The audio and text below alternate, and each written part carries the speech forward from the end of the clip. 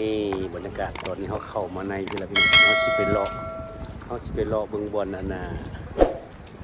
บอลที่ว่าเขาเจ้าขายเสื้อผ้าขายอย่างเขาสิเลาะเล่นไปบางเทื่อเขาก็สิถ่ายให้เบิ่งบางเทื่อเขาก็สิบ่ถ่ายพี่น้องเนาะนี่เบิ่งบรรยากาศใกล้พุ่นคนหลายหลายว่าเด้พี่น้องคนเยอะเด้มื้อนี้นะพุ่นน่ะมื้อนี้เป็นมื้อวันเสาร์เด้อพี่น้องเด้อ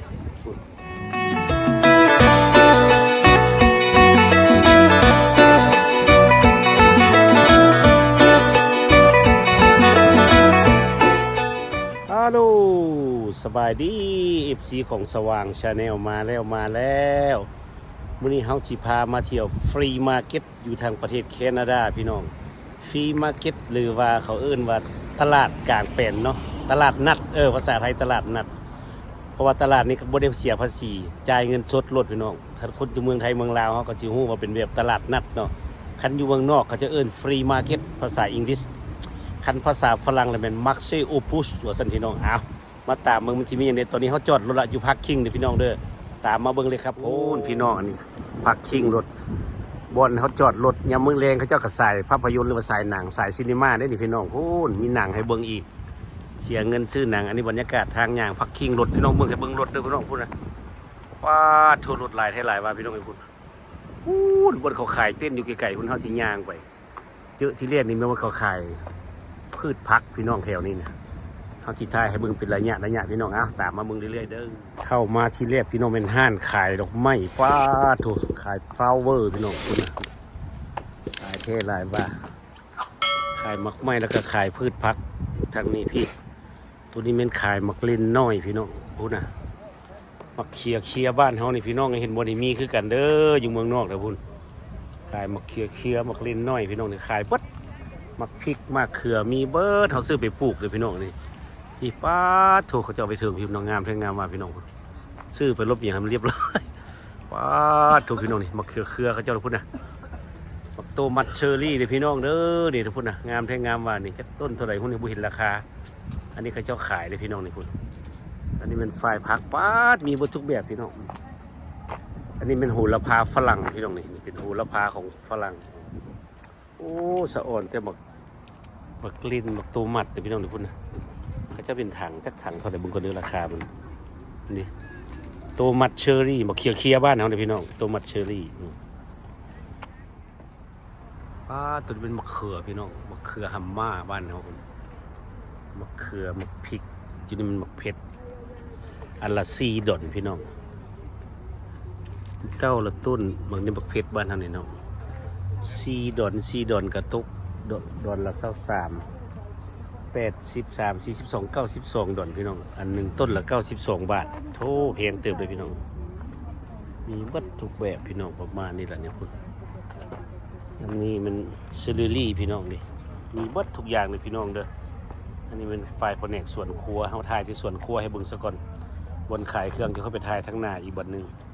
ที่พี่น้องสะออนมักลินเขาพูดนะมักตูมัดเชอร์รี่สะออนเป็นตัวสะออนเลยพี่น้องพูดนะจะเป็นเต้าใส่เขาไม่ได้เบิ่งราคาเนาะเขางามเท่งามมาเลยพี่น้องพูดทางหลังอันนี้เป็นส่วนพักส่วนดอกไม้เอาจิตไทยส่วนพักส่วนดอกไม้จะก่อนคลิปทำอิฐพี่น้องแล้วต่อไปคลิปที่2เขาจะเป็นไทยเอาอันน่ะกระเจ้าขายเครื่องเสื้อผ้าขายอย่างตามไปเบิ่งยาวๆพี่น้องเด้อประมาณครึ่งชั่วโมงดอกไม้พี่น้องป้าโทดอกไม้งามเท่งามมาพี่น้องคุณซื้อไปห้อยไว้หลังบ้านนี่น้องคุณนะเป็นเต้าได้พี่น้องดอกไม้คุณนะป้าโทฟลาวเวอร์พี่น้องงามหลายนี่คุณงามจะเป็นเต้าเขาจะพูดติดราคาไว้พี่น้องอันนี้ตลาดกลางแปลนนี่นะดอกไม้หลายพี่น้องว่านี่คุณนะดอกไม้กับผักขายใกล้ๆกันคุณโอ้ยงามพี่น้องเขาเขียนราคาไว้ตัวนี้คุณนะมีวัตถุแบบเลยพี่น้องเด้อดอกไม้นี่ตลาดนัดภาษาบ้านภาษาเขาเนาะเขาเรียกตลาดนัดมักซีโอพุดฟรีมาร์เก็ตพี่น้องคุณนะป้าถูกซื้อไปเต็มทีเลยดอกไม้เนี่ยเอาเมืองนอกเขาเป็นแนวนี้แหละพี่น้องย่างไว้ได้น้อยนึงคุณนะป้าถูกทั้งหลังพี่น้องคุณมีแต่ดอกไม้เต็มคุณเต็มดอกไม้หลายเท่าไรวะพี่น้องมาบึงโอ้หลังจากออกจากดอกไม้แล้วเขาสิไปบึงผลละมากรากไม้ผลที่ปลูก เป็นพืชที่เขาจะปลูกให้เบิ่งดอกไม้ซะก่อนพุ่นอันนี้เป็นตลาดที่ว่าเขาเจ้าเอามาขายบ่มีแท็กเขาเจ้าเอิ้นตลาดนัดอยู่เมืองนอกอย่างประเทศแคนาดาเด้อพี่น้องเด้อดูให้เบิ่งบรรยากาศดอกไม้ทั้งแคนาดาเขาเป็นจังซี่ล่ะมื้อนี้อากาศดีเขาจะเปิดทุกมื้อดอกมื้อนี้ก็ครึมๆอยู่พี่น้องโอเคเอามาเบิ่งโอ้ต้นโหระพาฝรั่งพี่น้องนี่ต้นโหระพาฝรั่งโหระพาเด้องามแท้งามมาพี่น้องมันเป็นบึกเขาเอิ้นเบซินน่ะนะเบซินน่ะนะพี่น้อง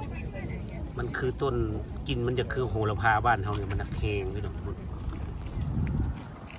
โอ้บักลิ้นน้อยบักเขือคืออะไรแท้หลายว่าพี่น้อง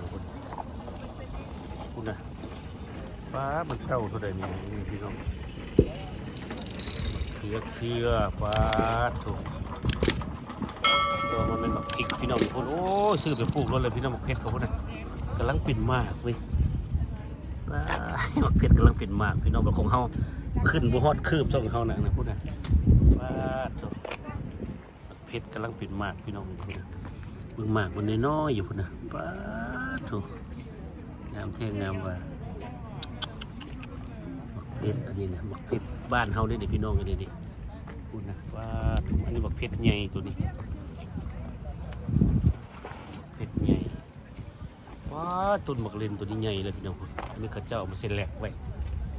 โอ้หมักตูมัดเชอรี่บ่ได้นี่พี่น้องเขียบ้านเฮานี่เป็นเลยเนี่ยพุ่นน่ะว่าเบิ่งเอาเด้อพี่น้องพุ่นน่ะอันนี้มันฝ่ายสวนครัวสวนผักพี่น้องนี่นะว้าถูกพี่น้อง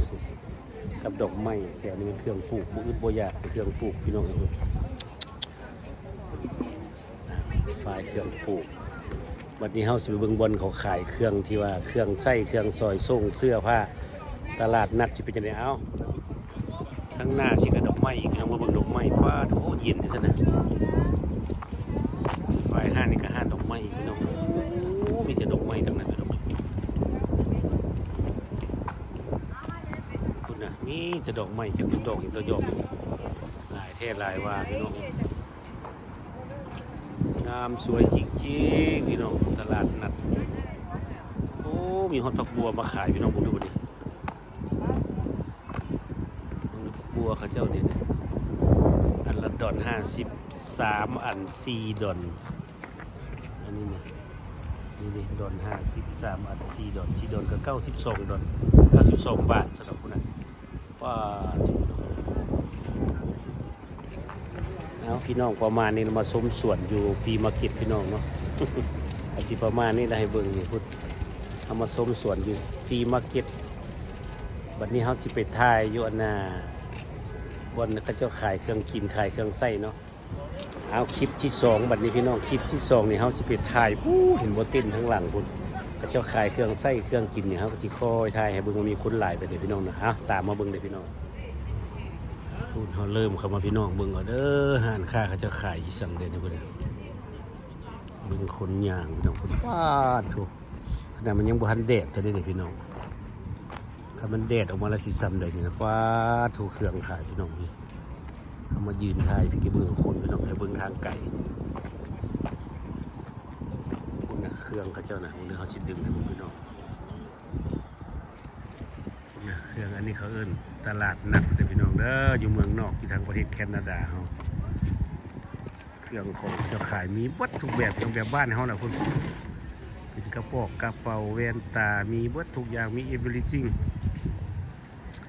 สนใจตัวใดมักตัวใดเลือกเอาโลดพี่น้องบ่อึดบ่อยาก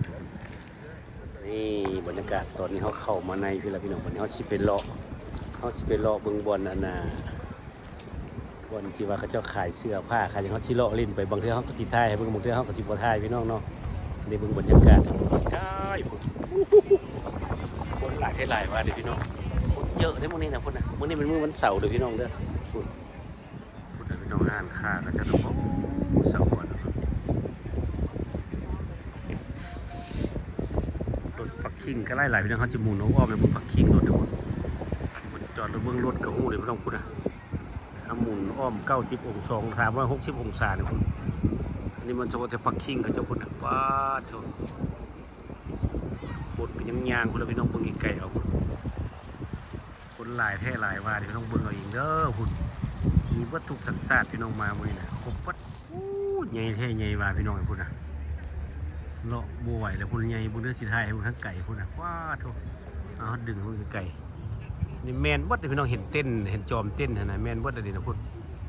ว้าโถอ้อมวัดพุ่นนะครับพุ่นนะใหญ่ได้ใหญ่ว่ายางบัวไหวเลยพี่น้องไอ้พุ่นนะยางได้สองเลี้ยงหนึ่งเมื่อยละเห็นบ่นี่มันจอมเป็นเต้นเหลืองสีฟ้าสีแดงแมนเบิดอะไรนะมันเขาขายเครื่องนะเห็นบ่เห็นเต้นกับเจ้าบัวพุ่นนะว้าโถพี่น้องไอ้พุ่นออมบนเอายกสูงให้เบิ่งเด้อพี่น้องเด้อคุณมันเป็นจักเต้นนี่พี่น้องเนี่ยมันเป็นพันเต้นบ่จักนี่พุ่นน่ะสีขาวสีแดงสีฟ้านี่แม่นหมดเลยนี่นะมันก็จะขายเครื่องโอ้ยางได้2รอบนึงพี่น้องเมื่อยละ เห็นบ่เต้นเฮาถ่ายให้เบิ่งอ้อมๆสิบ่สีแดงสีฟ้าสีเขียวแม่นหมดแล้วน่ะขายเครื่องพุ่นแต่เฮาบ่กล้าถ่ายอยู่ใกล้ๆคนนั้นหลายๆนั้นอายเขาเจ้าไปน้อง เขาบ่ได้เฮาไทยได้เฮาสิไทยให้เบิ่งนี่พี่น้องเด้อตลาดนัดกลางแปลนอยู่ทางประเทศแคนาดาเด้อพี่น้องเด้อนี่เด้อ